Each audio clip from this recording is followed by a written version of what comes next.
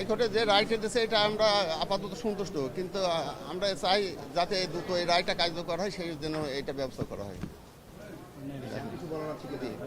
এখন আমরা ওইটাই চাই যাতে অতি দ্রুত যাতে কার্যকর করা হয়, এটা আমরা চাচ্ছি।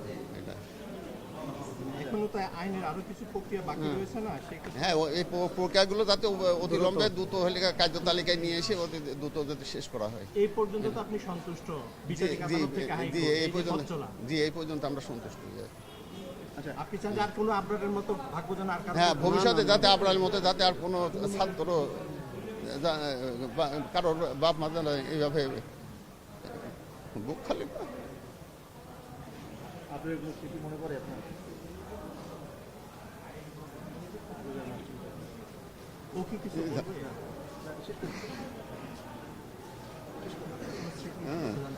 এখন স্মৃতি তো অনেক আছে, স্মৃতিতে আর কি এটা হয়তো পরে বলবো, একসঙ্গে এই মুহূর্তে বলতে পারছি না। দ্রুত রায় বাস্তবায়ন চাই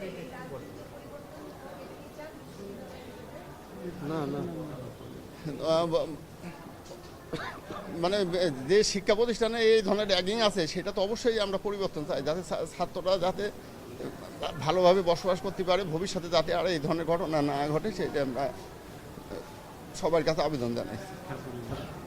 স্বাধীনতার মতো খবর যেটা যাচ্ছে সেটা কি